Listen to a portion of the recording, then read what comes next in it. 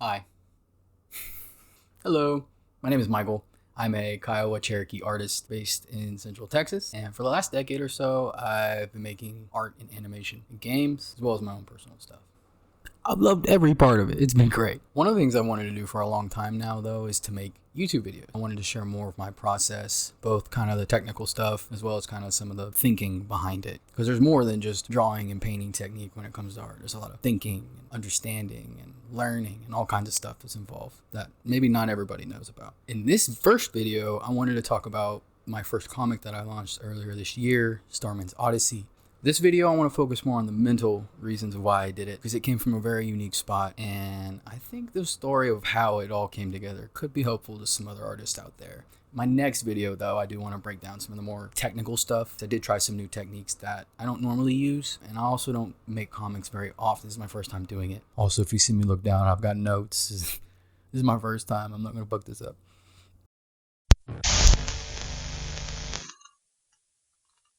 In order for me to kind of properly set up how we got to Starman and what really led me to do that, I do need to do a little bit of table setting and give you a bit more background about who I am, both as an illustrator and just kind of a human being in general. Because I'm real, I'm not AI. There's no AI around here, by the way.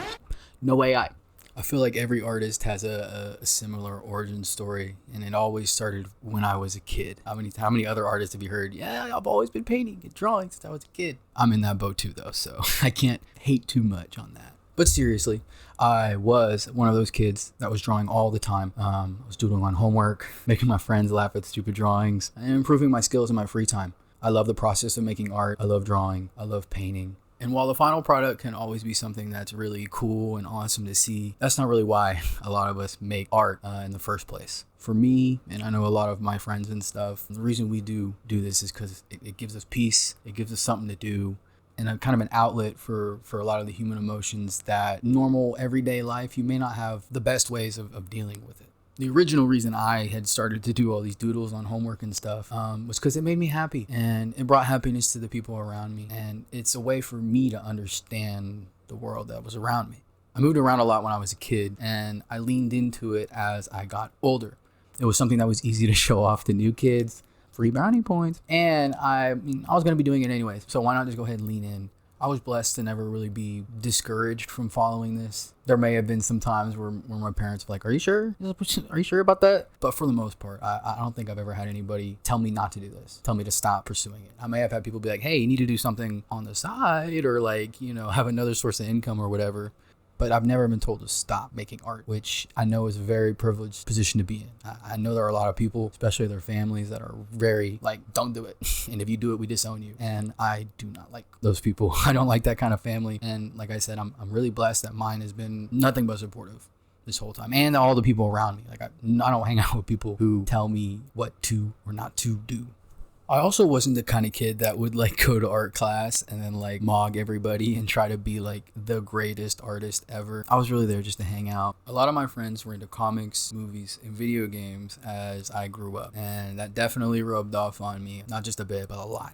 I've read a few issues of Spider-Man and Batman here and there, but I would say I was more just kind of a part of the general culture for comics, movies, games based off comics, like all that kind of stuff has just been in my circles for a long time.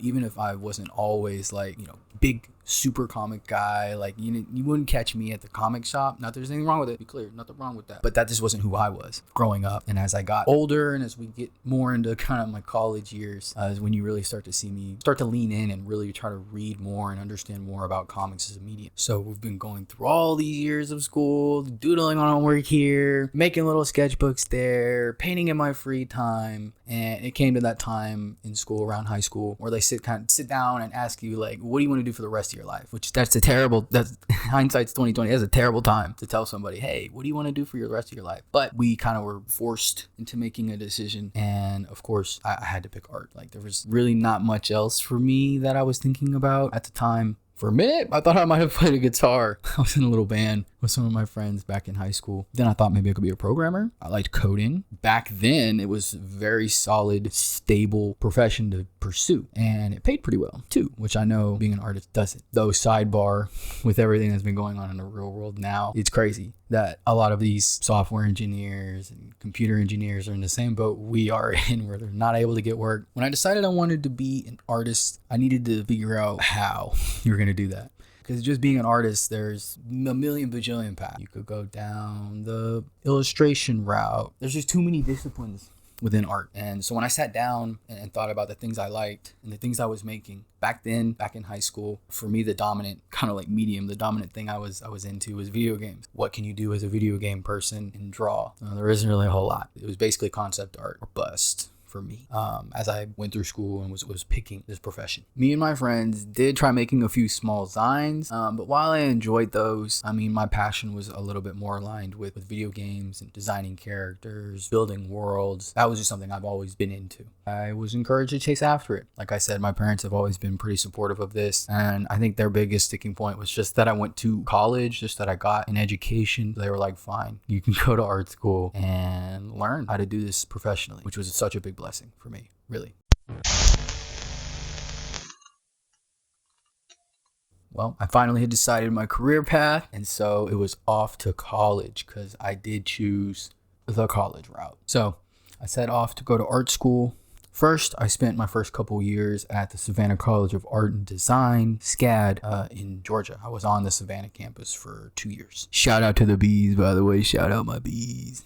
And honestly, I really met some of the best people I know out there. And I really did build not only a great network of people, but also a really good, solid foundation for just being an artist in general. And at the time, SCAD didn't have a direct like concept art program. They had an illustration degree with an emphasis on visual design for this kind of stuff. It wasn't exactly what I was looking for. I wanted something that was going to dive a little bit deeper into how concept art is made. What's character design? What is vehicle design? How do we make all of this work for a game, for a movie, not just drawing pretty pictures, because that's not what a concept artist does. I mean, we get to do it sometimes, but like I had said, some of my buddies in high school were also into art, and they actually went to a different school than I did. We all checked out kind of some of the same schools together, because we were all going to kind of planning to go together. But I really wanted to go to SCAD, and they really wanted to go to the Academy of Art in San Francisco. But around 2018, 2019, I started kind of looking at the program I had in front of me. I only had a couple years left, and I figured if I was going to make any kind of switch, now was going to be the time to do it. So I decided in 2019 to transfer to the Academy of Art. It was great. I rejoined a bunch of my old buddies from high school. They knew a bunch of cool people out in San Francisco. I love living in San Francisco. It was such a great time, and everything was great. I was gonna take off. There were studios in this area, which wasn't quite the case in Savannah. It was gonna be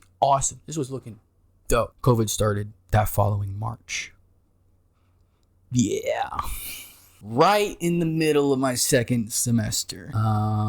I could have probably stayed in the Bay to finish the semester out, but at the time I was working at the Lego store in San Francisco. They furloughed me because they were closed, so I wasn't making any money, and I didn't have any money to buy food or anything like that in such an expensive city. So I decided it was a smarter move for me to just move back home to Austin. The prior year, I'd actually helped my family move from Anchorage to Austin. We drove in the summer of 2018 from Alaska to Texas. That was crazy. Story for another day. At the time, nobody really knew exactly where COVID was going, how things were going to play out, and I didn't want to stick around in San Francisco where I didn't have the same kind of support systems that I do here in Austin. Didn't seem like a good idea to me. And we didn't stop classes or anything either. But luckily for me, the Academy of Art already had a pretty solid online program, so we just kind of latched back onto that and continued to finish our program over the next couple of years.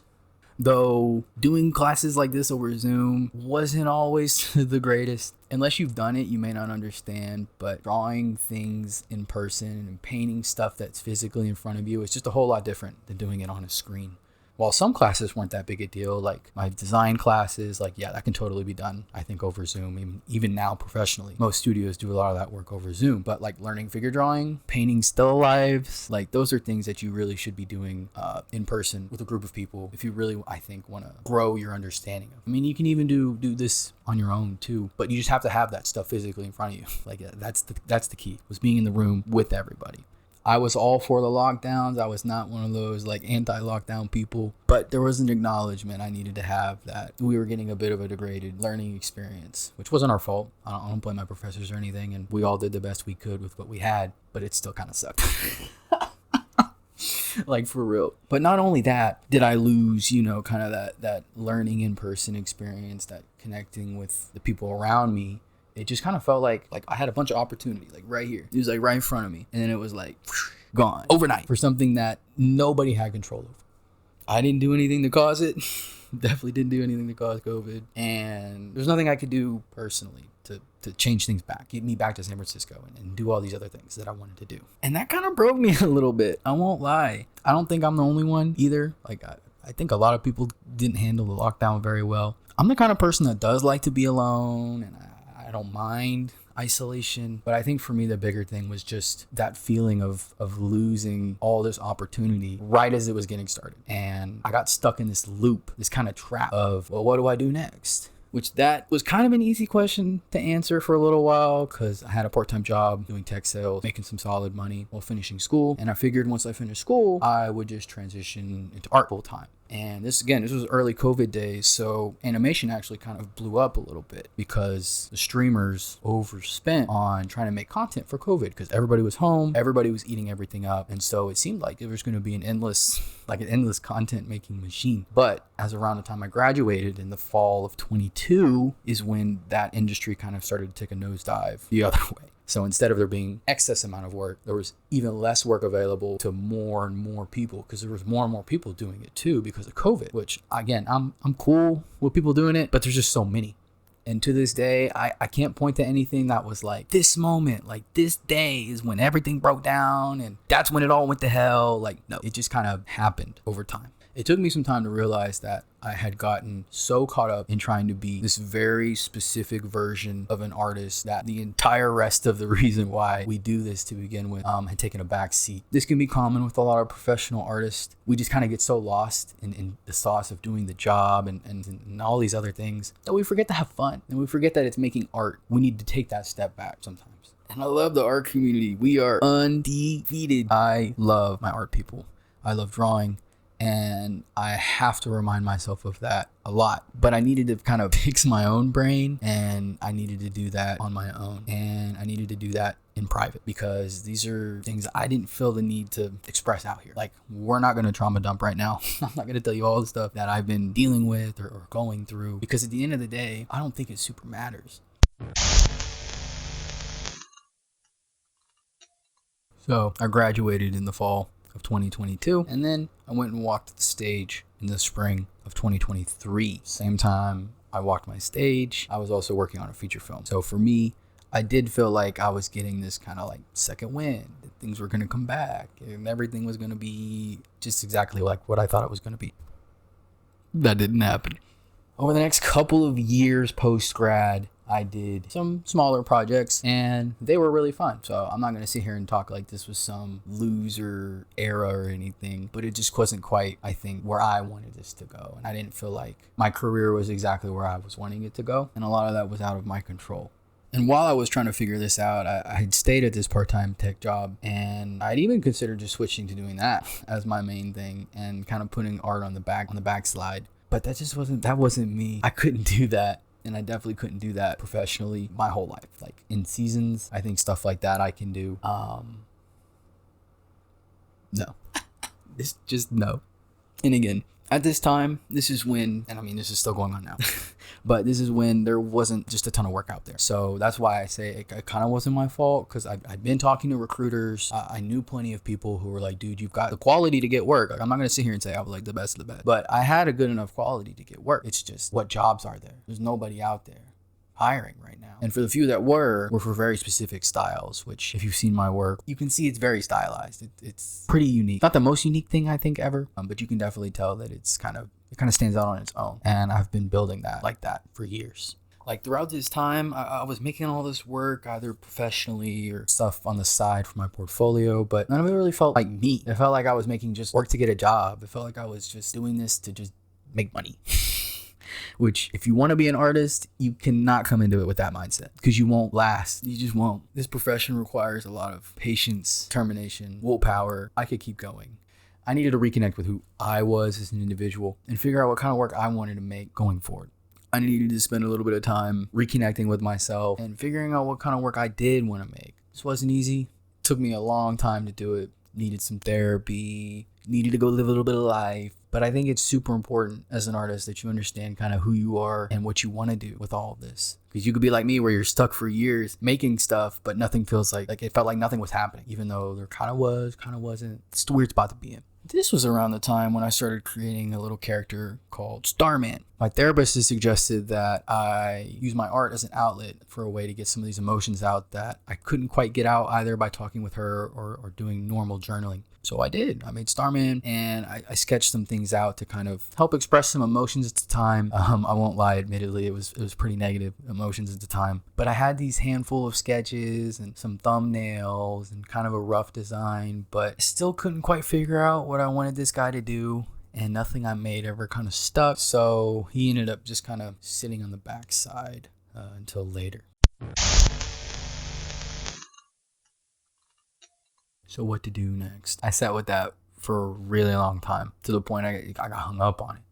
So I knew I couldn't stop making art. So I kind of felt like I was pretty frustrated. Like the way I was raised, I had already spent the better part of a decade trying to make this work, and we just don't give up like that where I'm from. You just can't do that. So coming into last year, I had this kind of energy of I'm gonna make it happen. I'm tired of sitting around waiting for these job positions to open or whatever. Like I'm just gonna go out there and get it. I'm not gonna, again, this isn't a video for me to trauma dump all of my life experience onto you. I'm sure I'll do that over time as we go about it. So kind of coming back to that original, well, why did you make Starman? Then, like I had mentioned, he's been sitting on the back burner, and I'm coming into this last year with this energy of I'm gonna get this is gonna happen, nothing's gonna stop me from doing this. Well, life did have some things that stopped me from doing that. I don't feel like anybody had the best 2025. At least I don't think the 2025 is gonna be anybody's best year, and it definitely wasn't mine either. So here's a TLDR of what happened. I got scammed. My bank account got closed.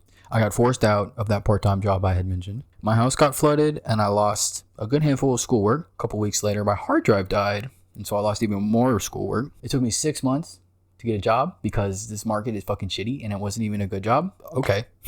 And I could keep going, but I think I've made my point pretty clear. It simply just felt like everything that was going to go wrong went wrong. Like if a situation was looking up, no, it wasn't. Like flip it around. Sorry. But what really, I think, locked in all of where I'm going now and everything that I've been doing and everything I want to do, my uncle died in June of last year. There are a few moments in life where you kind of get that snap back to reality kind of moment. I've been telling people it felt like I put glasses on for the first time. Like if you've ever worn glasses and you put them on and you're like, whoa, everything's in 4K now. That's how I was just viewing everything after this happened. This isn't my first time to grieve. Unfortunately, I've lost a good handful of family members and stuff in the past, but something about this one just hit different. Like I can't explain it. I think what it really was is I just had so much going on at once that to add that on top of it, it just kind of like broke the camel's back. You know, it kind of like just was like, I think what really struck me when I lost my uncle was I had a lot of unprocessed things going on. Like I had mentioned, there were a lot of things going on in my life during this too that I didn't have time to process because either I was too busy working, I had other things going on in life. Sometimes it even just kind of felt like I was just rolling from one situation to another. But when my uncle died, it was like the whole world stopped, and it was like the universe saying, dude, you need to sit here and process the whole thing, top to bottom, all of it. While it wasn't my first time to grieve someone so close, that doesn't make it easy. In fact, with all this shit going on around me, it was 10 times harder than even I had to take that massive step back. I mean, I took a step back from everybody in my life. Yeah, I was just seeing all my friends and other people just living their life and having, I mean, again, it was 2025, so it's not like it was the best time, but they were having a good time. I wasn't. So instead of re-exposing myself to that, I took all social media off my phone, stopped looking at the news, and just unplugged for a few months. I did try to hang out with friends and stuff, That helped. But nothing was getting it. Nothing was really helping me process not only the grief of my uncle, but just all this shit that was going on in my life. All these feelings I had, all these emotions I had. They talk about how people who like bottle those emotions up. I think I had unintentionally bottled so much up that once like a little drop of that grief went in there, it was like poof, emotions everywhere. So then I needed to figure out what to do with all these emotions. So around late fall last year, October, November, I had been working on The Adventures of Rob. When I started it, I was just kind of messing around. One of the things I was doing at the time was just having fun with some of the things I was painting when I felt like painting, because it was kind of hard sometimes too to just even get the pencil, pick it up and go. So I thought doing something like Drawtober would be helpful to kind of get me back into the groove. And I was, I guess, right to a point. So after I finished the Drawtober story, I kind of sat and looked at kind of all the projects and all the stories and all the things that I had because I was feeling good. I was like, let's try some more. Let's see if I can do another story, maybe bite something bigger than I had been doing before. I looked over at my sketchbook and Starman had popped up. Convenient. So one evening late in October, I turn all my shit off again. And I mean power it off. Like it's not even just like deleting social media or anything. Like I turned it off, put it in another room. And I sat in this room, there's a record player right over there. I had just bought Dark Side of the Moon by Pink Floyd, threw it on and just started writing. So I sat there for 4 hours and wrote the first draft of the script that I ended up calling Starman's Odyssey. It was a 20-page comic that followed Starman through essentially a space hike to clear his mind. Because one of the things that I had been doing throughout this whole time, and something I've done for a really long time since I lived in Alaska, is whenever I'm feeling too many emotions, whenever I'm overwhelmed, I go hike. I go outside, and that has always helped. Like even recently, I've been having to go back and remind myself, go outside, go take a walk. It's super important, I think, especially as an artist when we can be cooped up in the studio all the time, sitting there for hours, kind of crunched over our drawing desk, trying to make the thing happen. But we need to get outside and remember that we do live in a world, a ball floating through space, and we need to acknowledge that. So after I had written this first draft script, I immediately knew. I was like, this is pretty solid. I'm going to make it. I'm going to try to go all the way through, front to back. So after sharing this script with some of my friends, they also had encouraged me to make it. They were like, this is solid, dude. You should totally try to make this and see it all the way through. And I felt something inside of me I hadn't felt since around 2019 when I went to the Academy of Art for the first time. This kind of creative spark where I was like, man, there ain't nothing gonna stop. I'm gonna keep doing this forever. So over the next about 6 to 8 months, slowly work to finish this first issue. I think part of the reason it had taken me so long was a lot to process while I was doing this. There would be weeks where I couldn't even look at it. Like it was just too much for me to handle. And there were even times when I'm not really one to cry when I make work or get really emotional, but I was crying a lot when I made this, and it was really hard because I'm not a big crier like that. At least I didn't used to be. And on top of the emotional aspect of all of this, I don't make comics like that. So for me, I had to kind of retool a lot of the pipeline stuff I was used to for animation to fit into comics. Luckily, it works together pretty well, but there were still some kind of experimenting that I needed to do, because on top of trying to mix a bunch of techniques together, I was adding new techniques because I've been really getting into Blender and 3D as of late, and so I really wanted to try to find ways to implement Blender and 3D into this, which I did. They're in a lot of the final frames and panels. The other reason it took so long is I was building this world kind of as I went. I just kind of had the mentality of just go, don't stop, and you'll figure out shit along the way. But that added a lot of unexpected time to making it. And finally, I also ended up writing about 4 more chapters throughout the making of this first chapter. Whoops. Starman was kind of this first project that I had made in a long time that was just for me. Like, it wasn't to get work. It wasn't to appease to anybody. It was just for me. As long as I was happy with how it turned out, that was it. That's all I needed. Because for me, this is definitely going to be one of those things where I'm going to be like, that's how I felt throughout all of that. This story, this comic is just kind of like a mark of where I was at this part of my life. It also had a message that I needed to remind myself of, which was to keep going and not stop. I felt like I achieved that goal and a whole lot more than I was originally intending with this, which is a good thing. And that's how it was made. That's why it was made. I guess that's the better thing. This isn't how. This is why. Now that I'm on the other side of this first chapter of Starman, I've set once again with kind of the what should I do next. Actually, I have a direction this time, so it's not I didn't sit in that for very long. So the first project that I kind of want to dive back into this summer is The Adventures of Rob. That Drawtober comic that kind of was really the thing that did kind of kickstart me getting back into the mode of creating and making stories and doing all these things. So when I initially did the Drawtober story, it was kind of just spur of the moment. I had remembered designs I had made back in high school and thought, why not? Why not have some fun? Just do something, make something. So I really want to revisit this world and kind of properly design it, properly go over it, and really kind of set up a good baseline story for Rob and the whole world. Because while I am satisfied, I guess, with the Drawtober story, I think there were some problems I had with it making it. So I'm looking to kind of redeem myself to myself because I'm the only one complaining. Nobody else was complaining about these things. But after I finish this first issue of The Adventures of Rob, like I mentioned, I got 4 other chapters of Starman to do, so I'm gonna dive back into that and probably just try to finish this first arc, this first book or whatever I'm making for this guy. And I'm sure I'll kind of revisit Rob and that stuff as I need to take a break from Starman. That's part of the reason I'm doing this now too. I spent so long working on Starman. I needed a break. I needed a project to kind of buffer until I can get back into consistently making Starman stuff. Because the other thing with Starman is I needed to do that whole thing top to bottom on its own to see if I even wanted to continue making comics, which, I mean, at this point, I think, yeah, obviously I'm going to keep doing these. I'm having a lot of fun, and I got a lot of ideas and a lot of stories that I want to execute on. I wanted to share this story because nobody's perfect. There's a world full of people trying to be perfect or distract you with AI slop or tell you that you need to act X, Y, and Z. And I don't know. It's just been refreshing for me to see other people here on YouTube and on social media just kind of talking like a normal person, not trying to tell you to be like me. I don't got a course to sell you. There's nothing. It's just me and you talking. That's it. And I think we really need more people doing that nowadays.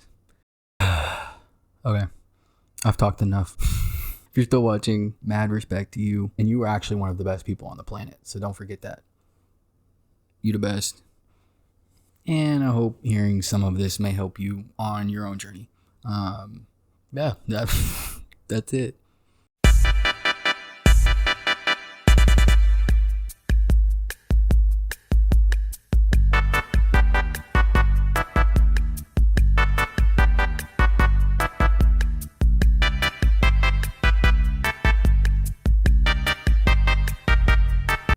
Okay, bye.